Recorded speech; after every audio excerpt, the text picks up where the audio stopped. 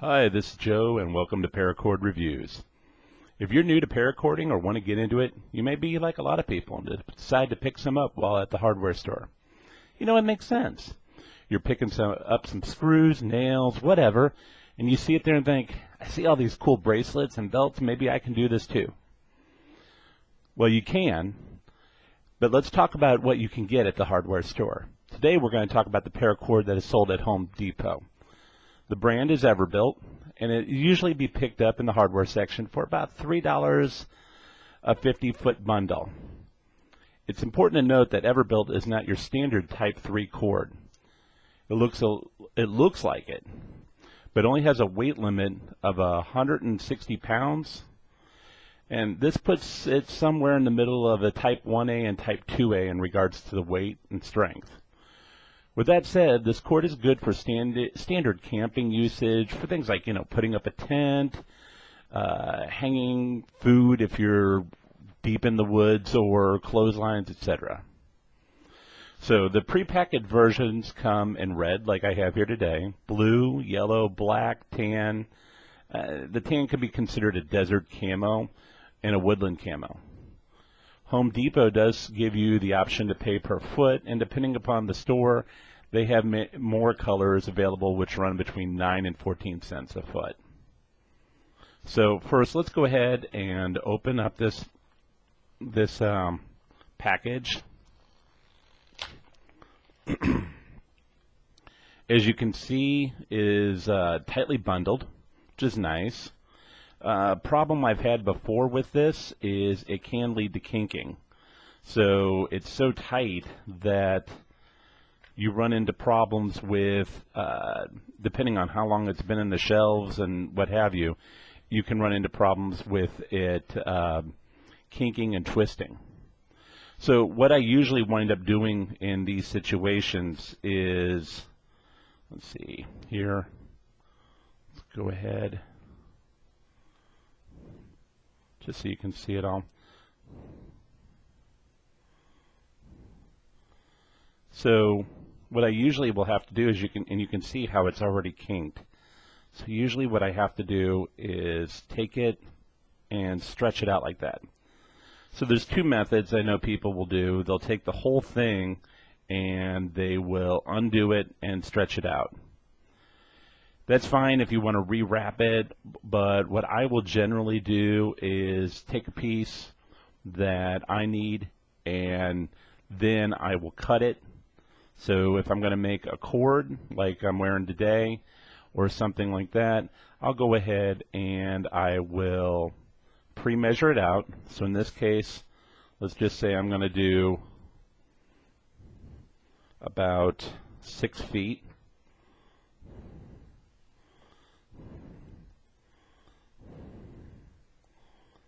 Normally I would measure.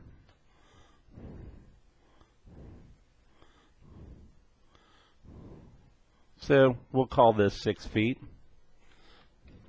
So what I would do is take my handy scissors, Harbor Freight, $1, perfect for something like this.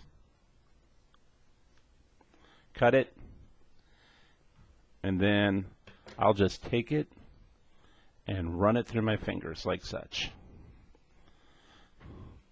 Doing so gets out a lot of the kinks that can build up. And I'll do this 2 or 3 times.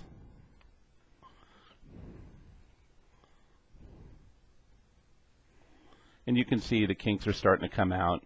Any twists that are in there will start to work its way out too. So, let's take a look at the inside. Now, standard paracord is made up of 7 strands. This is a little different. They've gone a little bit different with the Everbilt. And this is probably why it doesn't have the same strength. I'm going to just take my pliers here, and you can see here that they have done something a little different. It's like they have all these little nylon weaves. You can see them in there right here. Whereas standard paracord, I'll pull some up over here that I just have laying around. it'll be more like, you can see the difference. This has 7 strands individual that is made up of 2 separate strands to make a single strand, and then there's 7 of those. Here they just go with hundreds of little nylon strands that are kind of twisted together. Thus you don't get the strength that you would get with a standard type 550 or type 3 paracord. Paracord like this is rated for 550 pounds, somewhere in that neighborhood. This is only 160. So I'm going to go ahead and put this off to the side here. Quick trick for going back or getting it to feed back up, just re-stretch it, and you can see right there it's all back to normal. So one of the first tests I like to do, and I'm going to zoom out here a little bit. One of the first tests I like to do is the burning test. So what that does is gives you an idea of how will it burn, what's it going to look like when I melt the pieces together, because that's a common thing you have to do. If you're doing a single color, you have to merge the two together. So first I'm going to show you what standard paracord looks like when you burn it. So we have this, and you can see it doesn't want to burn. It doesn't really want to catch, and even when it does, it just kind of smolders and melts together, and then you can just take your pliers and smush it off. But you can see here, I'll zoom in on that for you, it doesn't really burn, doesn't make a huge mess. So let's take this here. This is your standard. I'm going to pull that out a little bit.